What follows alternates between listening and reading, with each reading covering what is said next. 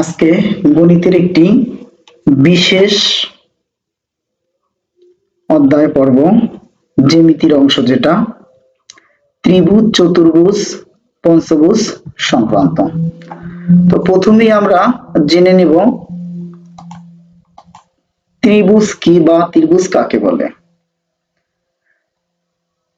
ত্রিভুজ হলো তিনটি বাহু দ্বারা আবদ্ধ ক্ষেত্রকে ত্রিভুজ বলে। তিনটি বাহু দ্বারা আবদ্ধ, একটি বাহু, দুটি বাহু, তিনটি বাহু দ্বারা আবদ্ধ ক্ষেত্রকে ত্রিভুজ বলে, অথবা তিনটি কোণ দ্বারা আবদ্ধ ক্ষেত্রকে ত্রিভুজ বলে। যেমন এই একটা কোণ, এই একটা কোণ, এই একটা কোণ। ত্রিভুজের তিনটি বাহুকে ত্রিভুজের বাহুর নাম দেওয়া হয়। ত্রিভুজের তিনটি কোণকে ত্রিভুজের কোণের নাম দেওয়া হয়। ত্রিভুজের তিনটি শীর্ষবিন্দুকে ত্রিভুজের শীর্ষবিন্দু বলা হয়।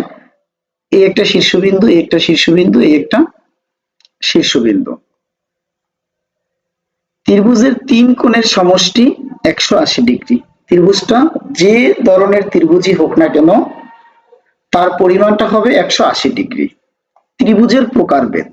ত্রিভুজকে সাধারণত দুই ভাগে ভাগ করা যায়, বাহুর দৈর্ঘ্যের ভিত্তিতে এবং কোণের ভিত্তিতে।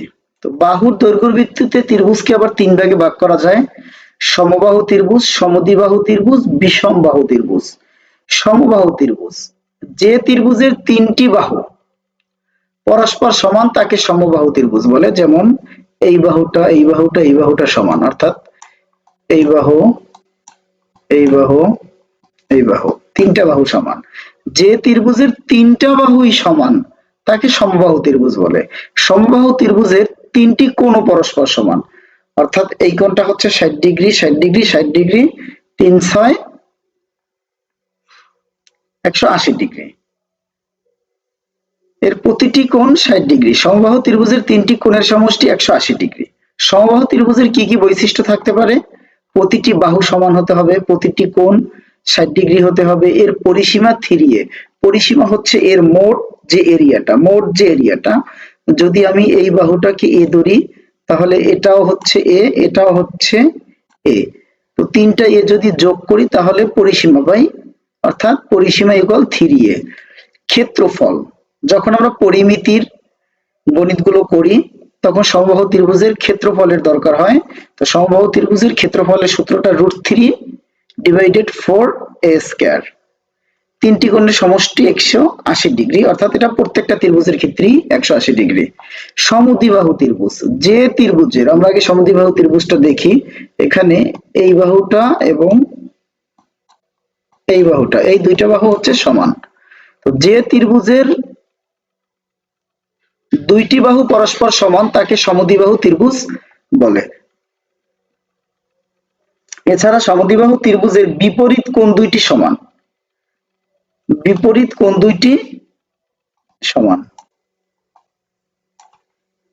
সমদ্বিবাহু ত্রিভুজের কোণ 90 ডিগ্রি হতে পারে না, অর্থাৎ সমদ্বিবাহু ত্রিভুজের কোণ 90 ডিগ্রি হতে পারে না। এর কারণ হচ্ছে 90 ডিগ্রি হতে হলে লম্বর ভূমির উপরে লম্ব আঁকতে হবে, এবং যখন আমি এই দুটাকে যোগ করব তো তখন আর বাহুটা এক হয় না, যার ফলে এখানে দুইটা বাহু যেহেতু সমান, একটাও 90 ডিগ্রি হওয়া সম্ভব না। এর তিন কোণের সমষ্টি 180 ডিগ্রি। সকল সমবাহু ত্রিভুজকে সমদ্বিবাহু ত্রিভুজ বলা হয় কারণ এর দুইটি বাহু পরস্পর সমান থাকে। সমদ্বিবাহু ত্রিভুজের বৈশিষ্ট্য আছে কি কি? দুটি বাহু সমান, একটা বাহু, দুইটা বাহু সমান, বিপরীত কোণ দুইটি সমান, এই কোণটা এই কোণটা সমান। পরিসীমা a + 2b, a + 2b, a b b, তো a যোগ b, b 2b। ক্ষেত্রফল ½ BH। তিনটি কোণের সমষ্টি 180 ডিগ্রি। বিষমবাহু ত্রিভুজ, তো এই একটা ত্রিভুজ দেখা যাচ্ছে।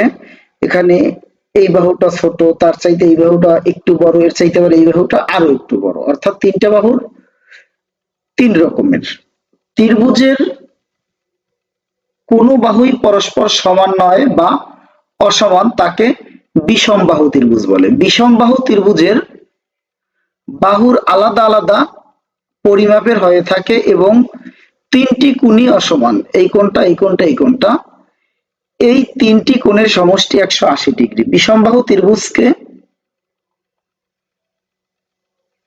বিষমবাহু ত্রিভুজের বৈশিষ্ট্যগুলো: তিনটি বাহু অসমান, তিনটি কোণ অসমান, পরিসীমা ABC,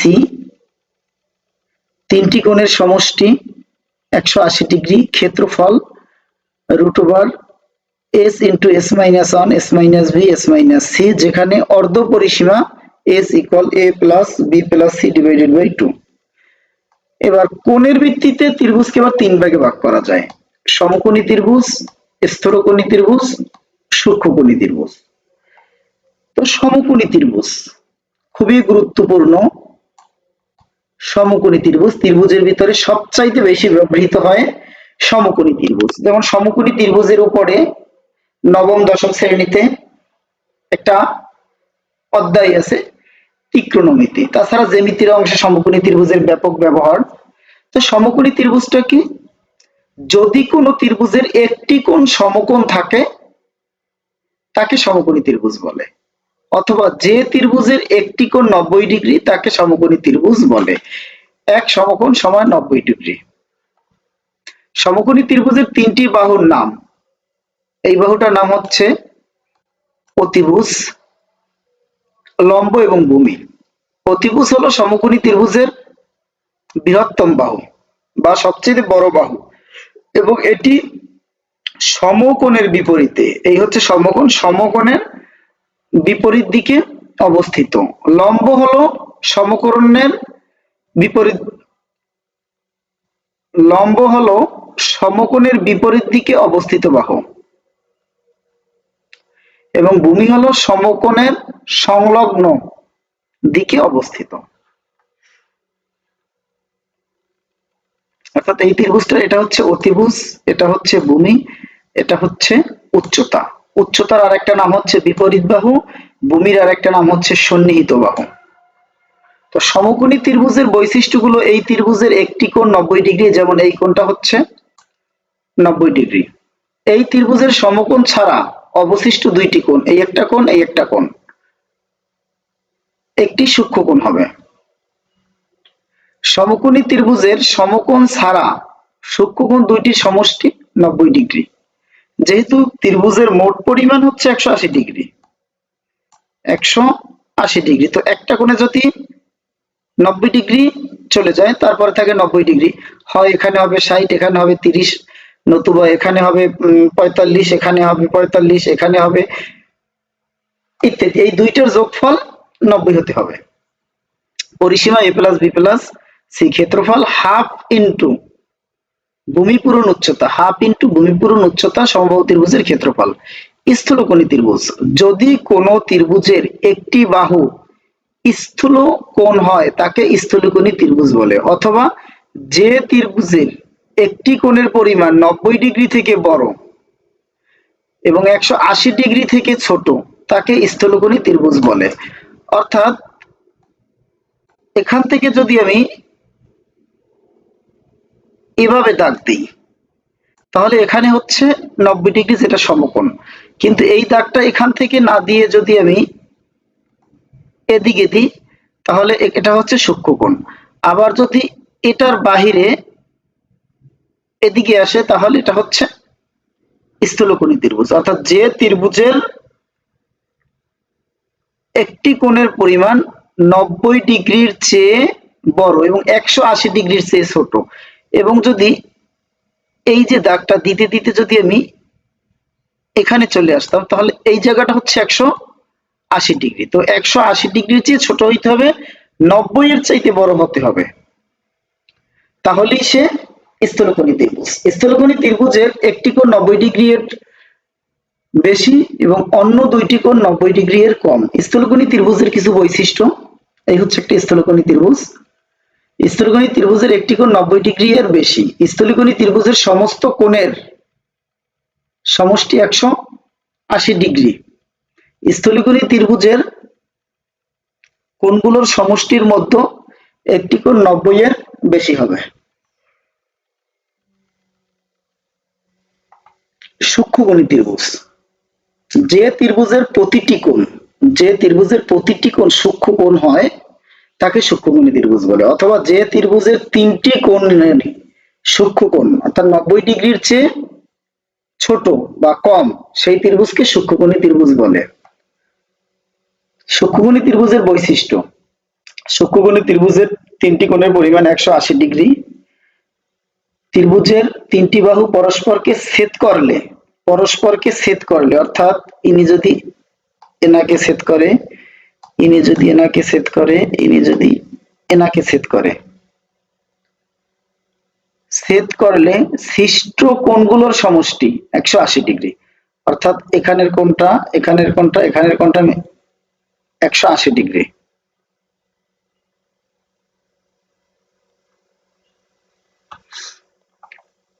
এবারে দেখবো আমরা চতুর্ভুজ।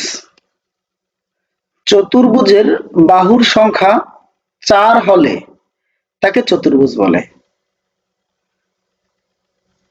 অর্থাৎ আমরা সহজ করে বলতে পারি 4টি বাহু দ্বারা আবদ্ধ ক্ষেত্রকে চতুর্ভুজ বলে। যেমন আমরা ত্রিভুজের ক্ষেত্রে বলছিলাম 3টি বাহু দ্বারা আবদ্ধ ক্ষেত্রকে ত্রিভুজ বলে, তো 4টি বাহু দ্বারা আবদ্ধ ক্ষেত্রকে চতুর্ভুজ বলে, 5টি বাহু দ্বারা আবদ্ধ ক্ষেত্রকে পঞ্চভুজ বলে। এভাবে অন্যভাবে বলা যায় যে চতুর্ভুজের 4টি শীর্ষ থাকে, 1টা 2টো 3টো 4টা শীর্ষ থাকে তাকে চতুর্ভুজ বলে। আর চতুর্ভুজ দ্বারা আবদ্ধ ক্ষেত্রকে চতুর্ভুজ ক্ষেত্র বলে। তাই বলা যায় 4 বাহু বিশিষ্ট ক্ষেত্রকে চতুর্ভুজ বলে। চতুর্ভুজে বাহুর সংখ্যা 4 হওয়ার কারণে এর কোণের সংখ্যাও 4। চতুর্ভুজের শীর্ষবিন্দুগুলো একই তল বিশিষ্ট হয়। আর সুস্পষ্ট করে বললে একই সমতল চতুর্ভুজের শীর্ষ বা কৌণিক বিন্দুগুলোকে ধারণ করে, অর্থাৎ চতুর্ভুজের শীর্ষগুলো একই সমতলে অবস্থিত। যে হলুদ অংশ ড্রাগ করে পরিবর্তন লক্ষ্য করা যায়। যেমন এই একটা চতুর্ভুজ, 1টা বাহু, 2টা বাহু, 3টা বাহু, 4টা বাহু।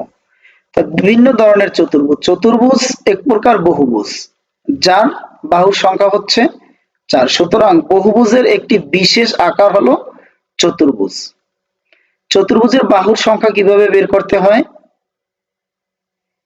বাহুর সংখ্যা n হলে অন্তস্থ কোণের সমষ্টি হবে n-2 ইন্টু 180°। তো চতুর্ভুজের বাহুর সংখ্যা n সমান যদি 4 হয় এবং অন্তস্থ কোণগুলোর সমষ্টি s হয়, তো s ইকুয়াল n-2 ইন্টু 180°। তো s n এর মান যদি 4 হয়, অর্থাৎ চতুর্ভুজের বাহু 4টা, 4 বিয়োগ 2 এত 4 থেকে 2 গেলে থাকে 2 সমান 160°। যদি কখনো প্রমাণ আসে যে একটি চতুর্ভুজের মোট পরিমাণ 360° প্রমাণ করো, তাহলে আমরা এখান থেকে এই প্রমাণটা নিতে পারি। এখান থেকে এই পর্যন্ত। সুতরাং চতুর্ভুজের 4টি কোণের সমষ্টি 4 সমকোণ সমান 360°। এখন আমরা দেখব যে কত ধরনের চতুর্ভুজ আছে।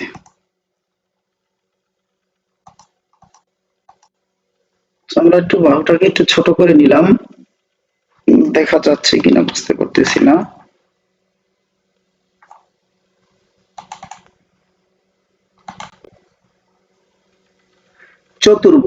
চতুর্ভুজকে ভালো করে বোঝা যাচ্ছে না। চতুর্ভুজকে দুটো ভাগে ভাগ করা হয়েছে, জটিল চতুর্ভুজ, সরল চতুর্ভুজ। তো এই সরল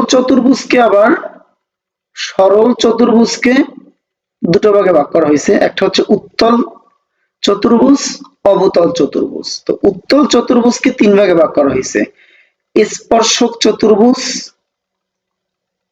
ট্রাপিজিয়াম চতুর্ভুজ আর একটা হচ্ছে চক্রাকার চতুর্ভুজ।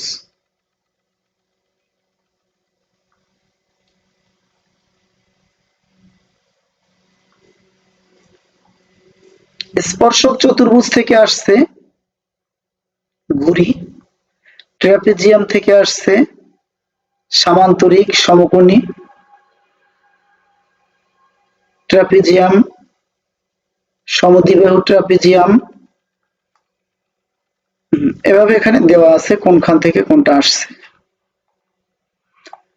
চতুর্ভুজ প্রধানত হচ্ছে দুই প্রকার, সরল চতুর্ভুজ, জটিল চতুর্ভুজ। সরল চতুর্ভুজটাকে দেখি প্রথম। যে চতুর্ভুজের কোনো বাহু অন্য কোনো বাহুর ছেদক নয়।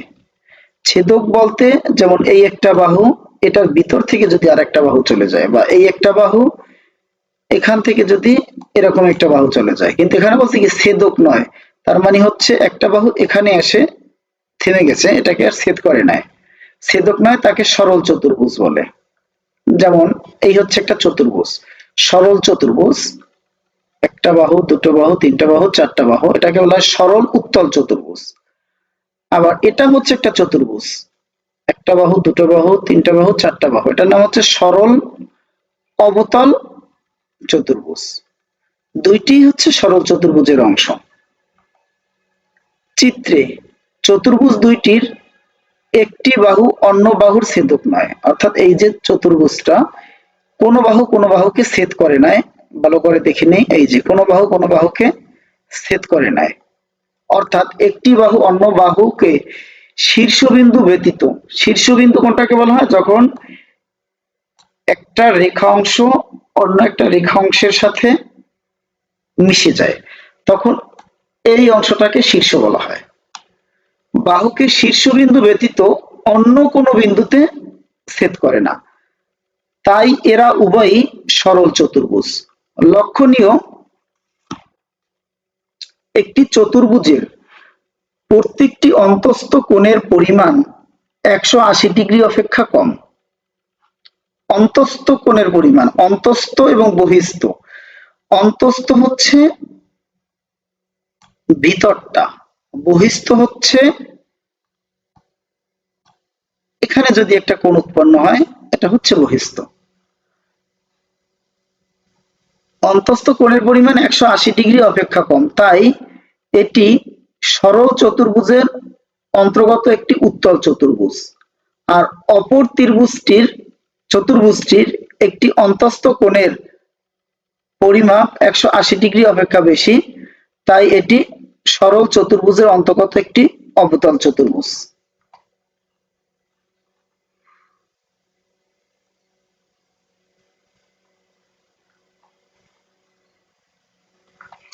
আবার সরল চতুর্ভুজ প্রধানত দুই ভাগে বিভক্ত, এক হচ্ছে উত্তল চতুর্ভুজ, অবতল চতুর্ভুজ। উত্তল চতুর্ভুজ, চতুর্ভুজের প্রত্যেকটা অন্তস্থ কোণ 180 ডিগ্রি অপেক্ষা ছোট এবং কর্ণ দুইটির উভয় চতুর্ভুজের অভ্যন্তরে অবস্থান করলে তাকে উত্তল চতুর্ভুজ বলে। প্রথম চিত্রে চতুর্ভুজটির প্রত্যেকটি অন্তস্থ কোণের পরিমাণ 180 ডিগ্রি অপেক্ষা ছোট, আবার কর্ণ 180 ডিগ্রি অপেক্ষা ছোট, আবার কর্ণ দুইটির প্রত্যেকটি চতুর্ভুজটির অভ্যন্তরে বিরাজমান। অর্থাৎ আমরা যদি এটার ভিতরে চাই, এই যে একটা কোণ, একটা কোণ, একটা কোণ, এখানে হচ্ছে কি কোণটা 90 ডিগ্রির চেয়ে একটু বেশি, আবার এখানে 90 ডিগ্রির চাইতে কম, কিন্তু এখানে বলা হচ্ছে 180 ডিগ্রির চেয়ে ছোট এবং কর্ণ দুইটির প্রত্যেকটি চতুর্ভুজের অভ্যন্তরে অবস্থিত, অর্থাৎ অভ্যন্তরে ভিতরে, যেমন এই একটা কর্ণ, এই একটা কর্ণ অভ্যন্তরে বিরাজমান, তাই এটি একটি উত্তল চতুর্ভুজ। উত্তল চতুর্ভুজের কি বৈশিষ্ট্য পাইলাম আমরা? প্রত্যেকটা কোণ 180 ডিগ্রি অপেক্ষা ছোট, কর্ণ দুটো ভিতরে।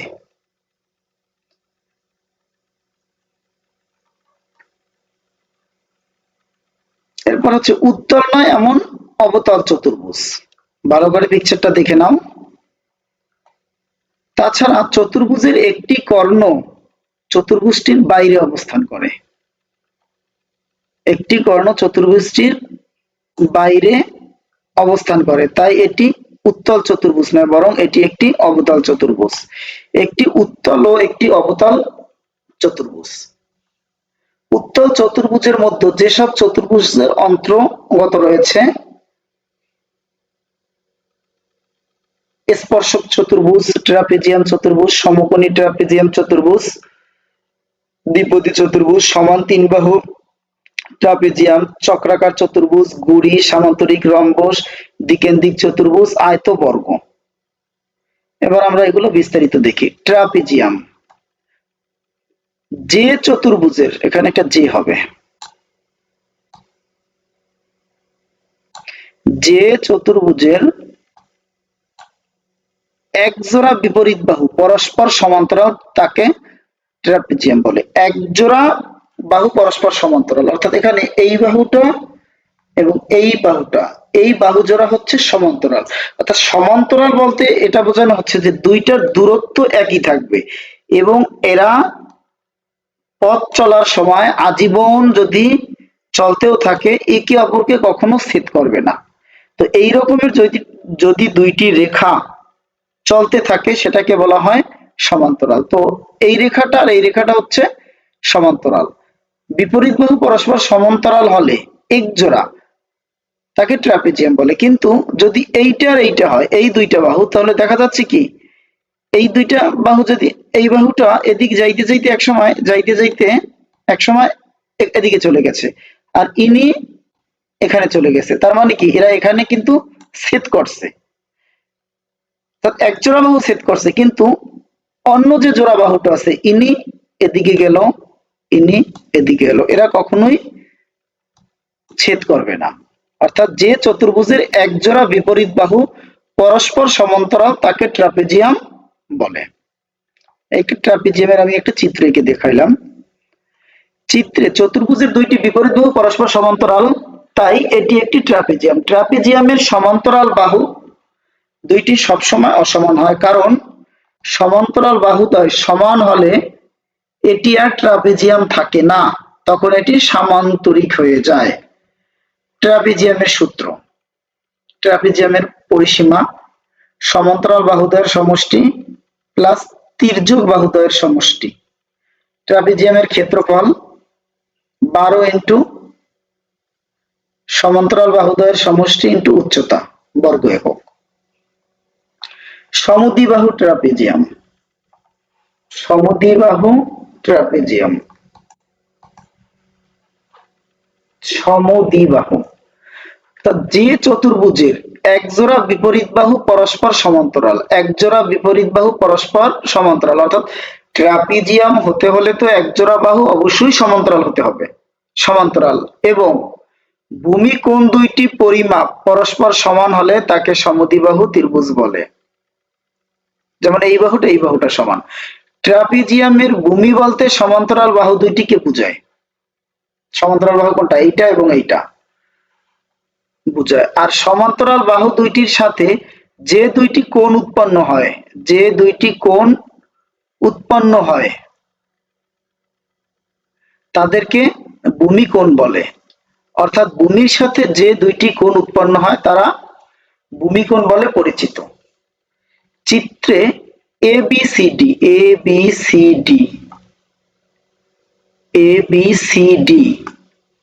ট্রাপিজিয়ামের AD ও BC বাহুদ্বয় পরস্পর সমান্তরাল। ভূমি BC এর সাথে কোণ B একটা কোণ, C একটা কোণ, অর্থাৎ B কোণটাকে আমরা প্রকাশ করতে পারি ABC অথবা CBA, এবং C কোণটাকে প্রকাশ করতে পারি BCD অথবা DCD। অর্থাৎ আমরা যেটা কোণ, এই কোণটাকে আমরা অলওয়েজ মাঝখানে রাখবো। যদি B কোণ হয় তো তার আগে আমি A দিতে পারি আর এখানে আমি C দিতে পারি। আবার যদি C কোণ হইতো, যদি কোণটা যদি C হয় তাহলে এখানে A দিতে হবে বা এখানে B বা অন্য কিছু দিতে হবে, অর্থাৎ কোণটাকে অলওয়েজ মাঝখানে রাখতে হবে। উৎপন্ন হয়েছে, তাই এরা উভয়ই এক একটি ভূমিকোণ। ইনি একটা ভূমিকোণ, ইনি একটা ভূমিকোণ। কোণ বি ইকুয়াল কোণ সি। আবার ভূমি এডি এর সাথে বিএডি সিডিএ উৎপন্ন হয়েছে, তাই এরা উভয় এক একটি ভূমিকোণ এবং একোণ ইকুয়াল দ্বিকোণ। ভূমিকোণদ্বয় সমান হওয়ার কারণে ট্রাপিজিয়ামের এবি ও সিডি বাহু দুইটি পরস্পর সমান, অর্থাৎ এবি ইকুয়াল সিডি। ট্রাপিজিয়ামের এই দুইটি বাহু সমান হওয়ার কারণে ট্রাপিজিয়ামের নাম সমদ্বিবাহু ট্রাপিজিয়াম, অর্থাৎ এই বাহুটা এবং এই বাহুটা সমান হওয়ার কারণে এর নামকরণটা হয়েছে। সমদ্বিবাহু ট্রাপিজিয়ামের সূত্র। সমদ্বিবাহু ট্রাপিজিয়ামের পরিসীমা সমান্তরাল বাহুদ্বয়ের সমষ্টি, আর একটু বড় করে নেই, সমান্তরাল বাহুদ্বয়ের সমষ্টি প্লাস 2 ইন্টু সমান বাহু একক, ক্ষেত্রফল 12 ইন্টু বর্গ একক। তো সমান তিন বাহু ট্রাপিজিয়াম, সমান তিন বাহু ট্রাপিজিয়াম যে চতুর্ভুজের এক জোড়া বাহু পরস্পর সমান্তরাল এবং তিনটি বাহুর দৈর্ঘ্য পরস্পর সমান, তিনটি বাহুর দৈর্ঘ্য পরস্পর সমান, তাকে তিন বাহু ট্রাপিজিয়াম বলে। যেমন এইটা আর এইটা হচ্ছে সমান্তরাল এবং বাহু এবি এডি সিডি তিনটা বাহু সমান, সমান তিন বাহু ট্রাপিজিয়াম।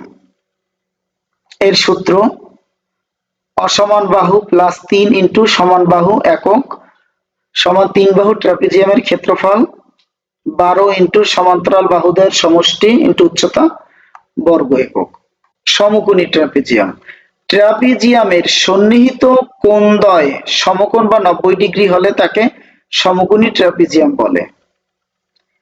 চিত্রে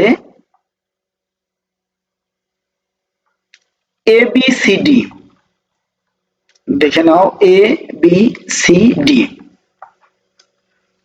ট্রাপিজিয়ামের সন্নিহিত কোণ দুইটি সমকোণ, অর্থাৎ এ বি বাহুর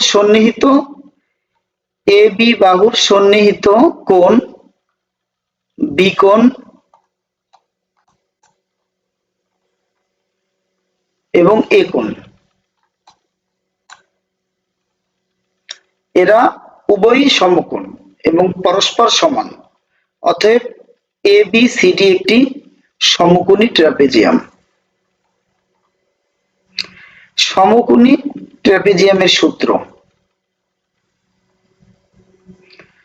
ঘুরি যে চতুর্ভুজের দুই জোড়া সন্নিহিত বাহুদ্বয় পরস্পর সমান, দুই জোড়া সন্নিহিত বাহু অর্থাৎ কাছাকাছি বাহু পরস্পর সমান হলে তাকে ঘুরি বলে। ঘুরি কেবল একটি কর্ণ অপর কর্ণকে সমদ্বিখণ্ডিত করে, তাছাড়া ঘুরির কর্ণদ্বয় পরস্পরকে সমকোণে ছেদ করে।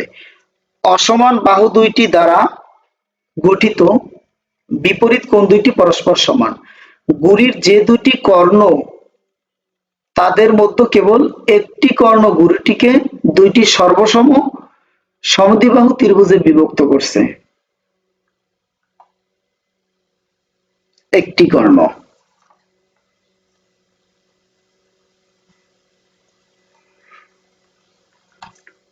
ABCD ঘুরির AB equal AD, BC equal CD, BC এই বাহুটা সমান হচ্ছে এই বাহুটা। AB ও BC বাহুদ্বয় দ্বারা বি কোণ এবং AD ও CD বাহু দ্বারা ডি কোণ পরস্পর সমান, তাই কোণ বি সমান কোণ ডি, কোণ বি সমান কোণ ডি। ঘুরির সূত্র। ঘুরির পরিসীমা 2 ইন্টু এক জোড়া সমান বাহুর একটি দৈর্ঘ্য অপর জোড়া সমান বাহুর একটি একক। ঘুরির ক্ষেত্রফল 12 ইন্টু কর্ণদ্বয়ের গুণফল বর্গ একক। ঘুরির অসমান বাহু দুইটি এবি ও তাদের অন্তর্ভুক্ত কোণ থিটা হলে এবি সাইন থিটা। এটা বেশ গুরুত্বপূর্ণ, পরীক্ষায় আসে অনেক সময়। সামান্তরিক। যে চতুর্ভুজের বিপরীত বাহুদ্বয় পরস্পর সমান্তরাল তাকে সামান্তরিক বলে। যে চতুর্ভুজের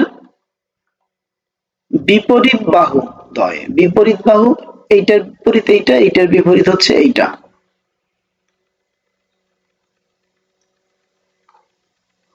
পরস্পর সমান্তরাল তাকে সামান্তরিক বলে। এ বি সি ডি চতুর্ভুজের বিপরীত বাহুদ্বয় পরস্পর সমান্তরাল, অর্থাৎ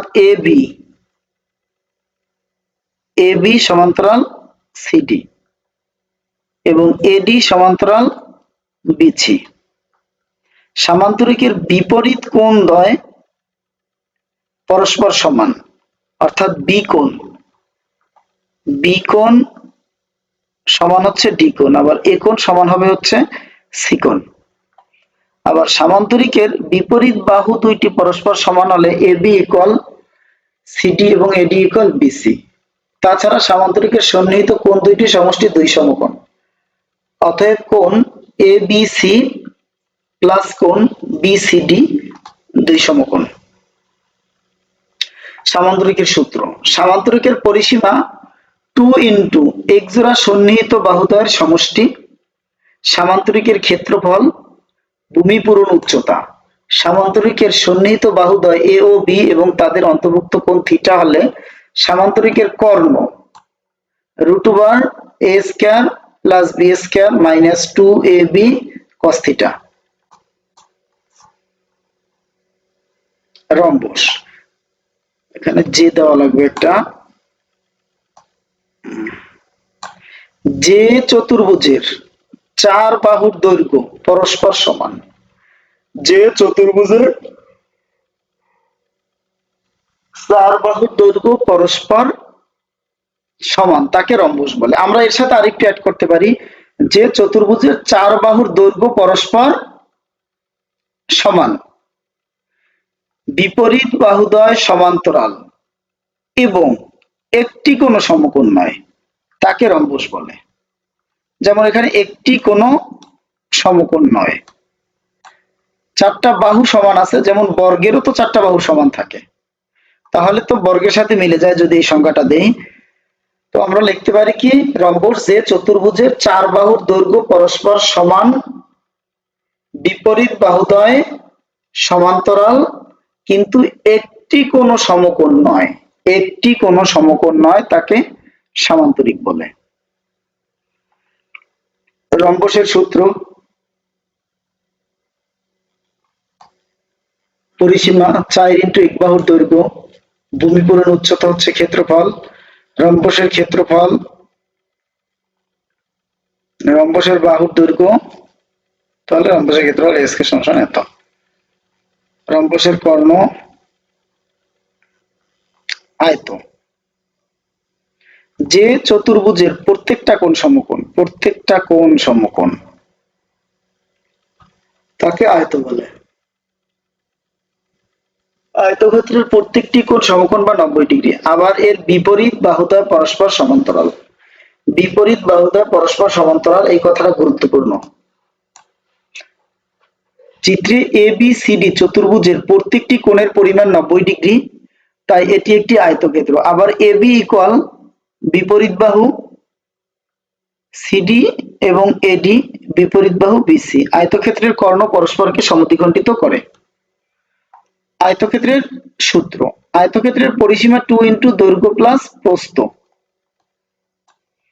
আয়তক্ষেত্রের ক্ষেত্রফল দৈর্ঘ্য পূরণ প্রস্থ সমান বর্গ একক। আয়তক্ষেত্রের কর্ণ √, দৈর্ঘ্যের স্কয়ার প্লাস প্রস্থের স্কয়ার, বর্গ। যে চতুর্ভুজের বাহুগুলো পরস্পর সমান এবং প্রত্যেকটি কোণ সমকোণ বা 90 ডিগ্রি তাকে বর্গ বলে। বর্গক্ষেত্রের কর্ণদ্বয় পরস্পর সমান, তাছাড়া এর কর্ণ দুইটি পরস্পরকে সমকোণে সমখণ্ডিত করে। এই হচ্ছে একটা বর্গ, এটা সবাই পারে। তো এ বি সি ডি চতুর্ভুজের বাহু 4টি পরস্পর সমান, এ বি সমান বিসি সমান সিডি সমান এডি। আবার এর প্রত্যেকটা কোণের পরিমাণ 90 ডিগ্রি, অর্থাৎ বি কোণ সমান সি কোণ, সি কোণ সমান ডি কোণ, ডি কোণ সমান এ কোণ। বর্গক্ষেত্রের সূত্র, বর্গক্ষেত্রের পরিসীমা 4 ইন্টু বাহুর দৈর্ঘ্য একক বর্গক্ষেত্রের ক্ষেত্রফল বাহুর উপর স্কয়ার বর্গক্ষেত্রের কর্ণ √2 ইন্টু বাহুর দৈর্ঘ্য। অনিয়মিত চতুর্ভুজ, যে চতুর্ভুজের কোন সমান্তরাল বাহু না থাকে তাকে অনিয়মিত চতুর্ভুজ বলে।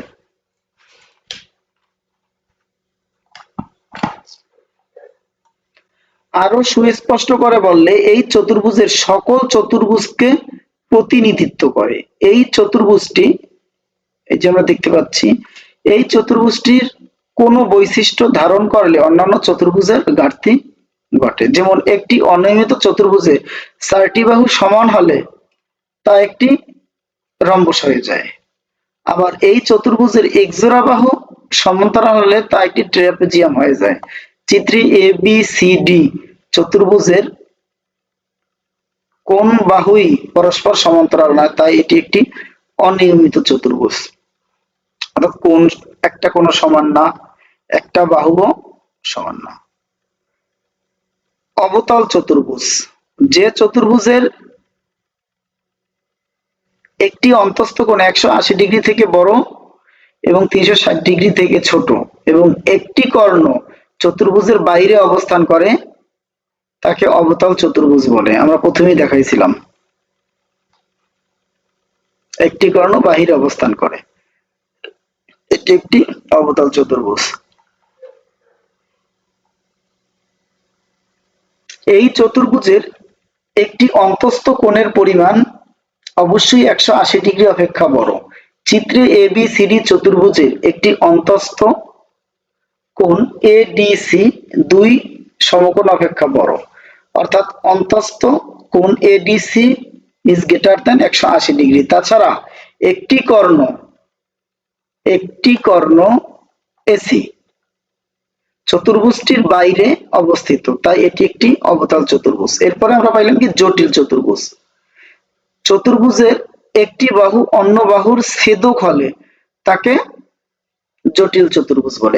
এতক্ষণ পর্যন্ত আমরা যতগুলো চতুর্ভুজ দেখলাম, কোন চতুর্ভুজের একটা বাহু অন্য বাহুকে ছেদ করে না। যদি কোন চতুর্ভুজের একটা বাহু অন্য বাহুকে ছেদ করে তাকে জটিল চতুর্ভুজ বলে। জটিল চতুর্ভুজের একটি বাহু অপর বাহুকে ছেদ করে, এই চতুর্ভুজকে ক্রস চতুর্ভুজ নামেও অভিহিত করা হয়। জটিল চতুর্ভুজের দুইটি অন্তস্থ কোণ সূক্ষ্ম কোণ এবং দুটি অন্তস্থ কোণ পরস্পর প্রবৃদ্ধ কোণ। সাধারণ চতুর্ভুজের 4টি কোণের সমষ্টি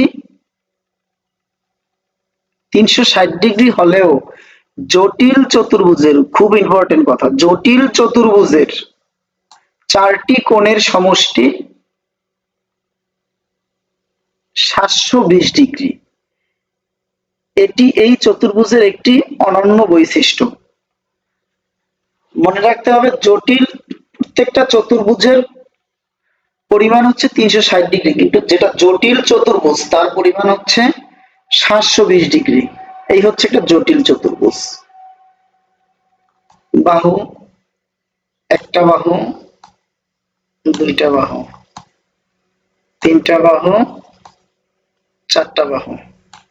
যেমন এখানে এটাকে একটা ত্রিভুজের মতো মনে হয়, এটাকে আরেকটা ত্রিভুজের মতো মনে হয়। তো এখানে আছে হচ্ছে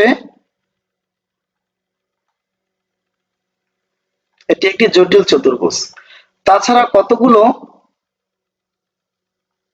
অনন্য বৈশিষ্ট্যের ভিত্তিতে চতুর্ভুজকে নিম্নলিখিতভাবে শ্রেণীকরণ করা যায়। যেমন যেসব চতুর্ভুজের বাহুর দৈর্ঘ্য পরস্পর সমান তা হলো রম্বস এবং বর্গ। রম্বস এবং বর্গ উভয়ের বাহুর দৈর্ঘ্য সমান এবং এই দুটোর ভিতরে পার্থক্য হচ্ছে কি, বর্গের প্রত্যেকটা কোণ সমকোণ, রম্বসের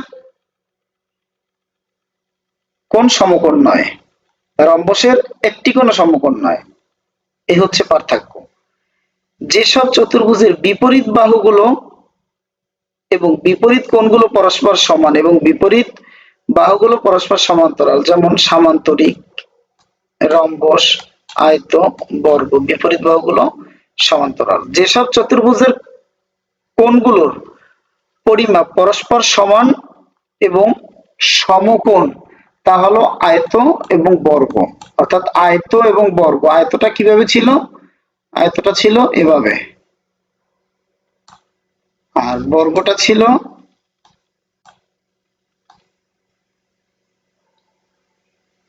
এভাবে। তো যে চতুর্ভুজের কোণগুলোর পরিমাণ পরস্পর সমান এবং সমকোণ, অর্থাৎ এখানে এটা সমকোণ, এটা সমকোণ, এটা সমকোণ, এটা সমকোণ, আবার এখানে এটা সমকোণ, এটা সমকোণ, এটা সমকোণ, এটা সমকোণ, তাই যে চতুর্ভুজের কোণগুলোর পরিমাণ পরস্পর সমান এবং সমকোণ তা হলো আয়ত এবং বর্গ। আবার যে চতুর্ভুজের কোণগুলো পরস্পরকে সমকোণে ছেদ করে এবং প্রত্যেক জোড়া সন্নিহিত সমান বাহুদ্বয় একই শীর্ষবিন্দু থেকে উৎপন্ন তাদেরকে বলা হয় বর্গ, রম্বস, ঘুড়ি। যে চতুর্ভুজের এক জোড়া সমান্তরাল বাহু অসমান তা হচ্ছে ট্রাপিজিয়াম, সমদ্বিবাহু ট্রাপিজিয়াম, সমান তিন বাহু ট্রাপিজিয়াম, সমকোণী ট্রাপিজিয়াম। যে চতুর্ভুজের কর্ণ দুইটির মধ্যে কেবল একটি কর্ণ চতুর্ভুজকে দুইটি সমদ্বিবাহু ত্রিভুজে বিভক্ত করে তা হলো ঘুড়ি। ঘুড়িকে আমরা দেখছিলাম কিভাবে, এভাবে, এভাবে, এভাবে ঘুড়ির মতো আঁকা হলো।